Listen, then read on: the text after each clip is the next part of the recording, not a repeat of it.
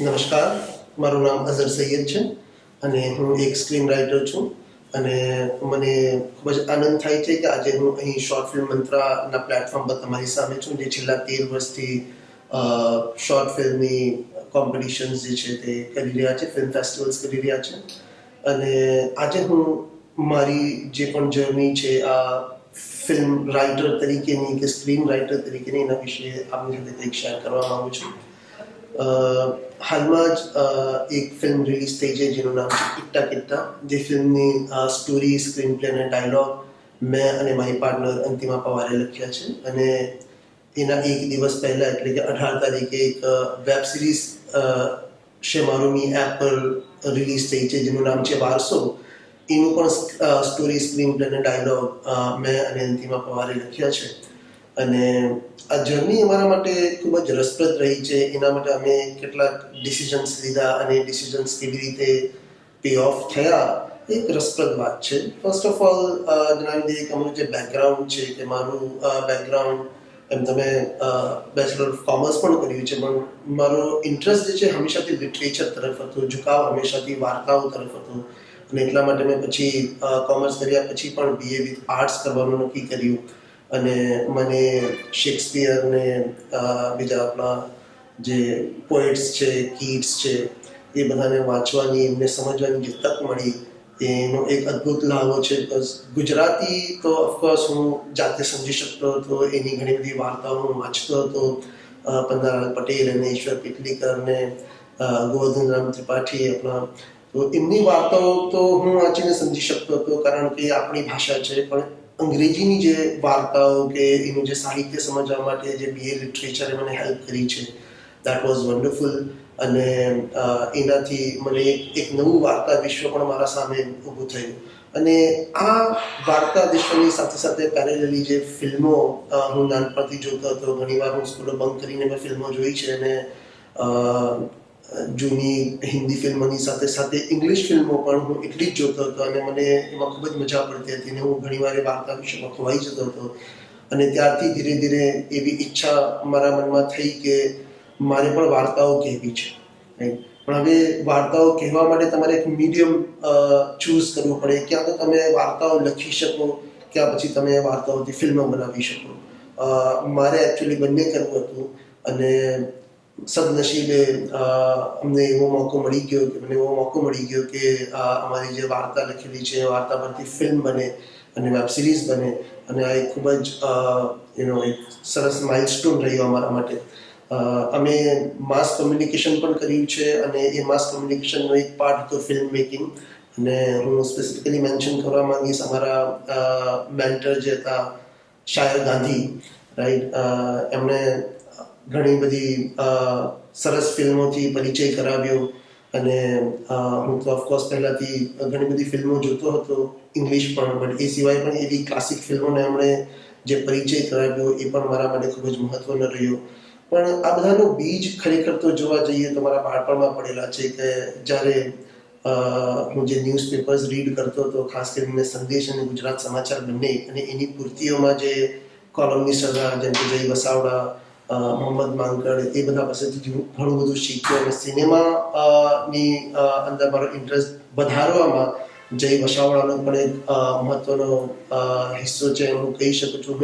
હું મારા અપબ્રિંગિંગનો એમને હિસ્સો ગણું છું. બિકોઝ એમના પાસેથી હું ઘણું બધું, એમણે મારા વ્યક્તિત્વને એક એમના રાઇટિંગથી મોલ્ડ કર્યો એમ હું કહી શકું. તો ધીરે ધીરે આ રીતે મારો ઇન્ટરેસ્ટ વધતો ગયો. અને જ્યારે માસ કમ્યુનિકેશનમાં પહોંચ્યા ત્યારે ઈચ્છા થઈ કે મારે ફિલ્મ લખવી જોઈએ. અને મેં ફિલ્મ લખી પણ. અને એના પછી ઓફકોર્સ એ ફિલ્મો અમે પ્રોડ્યુસર્સને પીચ પણ કરી રહ્યા હતા. બટ ઓફકોર્સ એઝ અ ન્યૂબી તમારી ફિલ્મોને કોઈ આટલી ગંભીરતાથી કે તમારી વાર્તાઓને કોઈ આટલી ગંભીરતાથી લેતું નથી. કારણ કે જ્યાં સુધી તમે પોતાને પ્રૂવ ન કરી શકો એક પ્રશ્ન વિરામ તો તમારી એબિલિટીઝ પર હોય જ છે. પણ સદનસીબે અમે એક in a twist of destiny અમે ડિરેક્ટરને મળવાનો અમને મોકો મળ્યો, મંથન પુરોહિત, અને એમની સાથે અમે કોઈક વાર્તા ડિસ્કસ કરી રહ્યા હતા. અને ધીરે ધીરે એ વાર્તા તો એકચ્યુઅલી નહીં બની, because it was quite a dark film. But એની જગ્યાએ અભિન અને મંથન જે ડિરેક્ટર્સ છે એ લોકો જે બીજી વાર્તા પર કામ કરતા હતા એ વાર્તા માટે અમે એકાદ સેમ્પલ સીન લખ્યો અને ત્યાર પછી ધીરે ધીરે અમે આગળ વધ્યા અને અમે ઇન્ડિવિજ્યુઅલી પોતાની ફિલ્મ ઇટ્ટા કિટ્ટા જે છે એ અમને મળી અને એના સ્ટોરી સ્ક્રીન પ્લે ડાયલોગ અમે લખ્યા અને એ ફિલ્મ હવે લોકોને ખૂબ જ પસંદ આવી રહી છે. લોકો હસી રહ્યા છે, રડી રહ્યા છે, એના ડાયલોગ્સ લોકોને ખૂબ ગમી રહ્યા છે. તો એ અમારા માટે ખૂબ જ ગર્વની વાત છે. અને બીજી એક મહત્વની વાત એ હતી કે કોઈ વ્યક્તિ કે જે સુરતના બિસરો છે એના માટે કેટલું ડિફિકલ્ટ છે આ ફિલ્મ ઇન્ડસ્ટ્રી સુધી પહોંચવું કે ગુજરાત ફિલ્મ ઇન્ડસ્ટ્રીમાં એન્ટર થવું. તો હા, આ એક ડિફિકલ્ટ જર્ની છે. એકચ્યુઅલી એમાં એક ડિસિઝન પણ છે જે અમે લીધો હતો. અમને કહેવામાં આવ્યું હતું કે અગર જો તમે ખરેખર ફિલ્મો કરવા માંગતા હો, જો તમે ફિલ્મો પ્રત્યે સિરિયસ હો તો તમારે અમદાવાદ જવું જોઈએ અને જો તમે હિન્દી ફિલ્મ કરવા માંગતા હો તમારે મુંબઈ જવું જોઈએ. પણ એક જીદ હતી કે હું જે પણ કરીશ તે અહીં રહીને કરીશ અને મારી વાર્તાઓ અહીંથી જ હું લોકો સુધી પહોંચાડીશ. એવી જીદ લઈને હું બેસ્યો હતો અને એ જીદ ફળી પણ અને અહીં બેસીને જ કશે પણ ગયા વગર એ ફિલ્મો જે છે તે લોકો સુધી એ બની અને લોકો સુધી પહોંચી. એ ખરેખર એક નવાઈની વાત પણ છે લોકો માટે. લોકો કહે છે કે you are lucky, but I don't know, કદાચ આવું જ તમારા નસીબમાં લખાયું હશે. એમ કહી શકું કે શ્રદ્ધા જ મારી લઈ ગઈ મંજિલ સુધી, મને રસ્તો ભૂલી ગયો તો દિશાઓ ફરી ગઈ.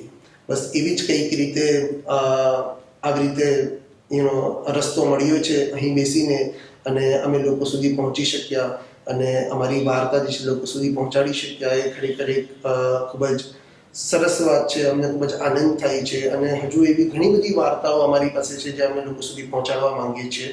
અને છેલ્લે બસ એટલું જ કહીશ કે હું ઈચ્છું છું કે હું કોઈ એક કૂવામાં બંધાઉં ના, કોઈ કૂવાનો મેંડક કે કૂપમંડુક બનીને ના રહું અને અલગ અલગ વાર્તાઓ લોકો સુધી પહોંચાડતો રહું કે જે કોઈ એક જોનરમાં ફિટ ના થતી હોય અને જેની અંદર ઘણી બધી વસ્તુઓ આવી શકતી હોય. હું ટ્રાય કરું છું કે જે પણ વાર્તા અમે કહીએ એની અંદર કોઈ એક એસ્પેક્ટ ના હોય, એના મલ્ટિપલ ડાયમેન્શન્સ હોય અને એ અલગ અલગ ડાયમેન્શન્સ લોકો સુધી પહોંચે.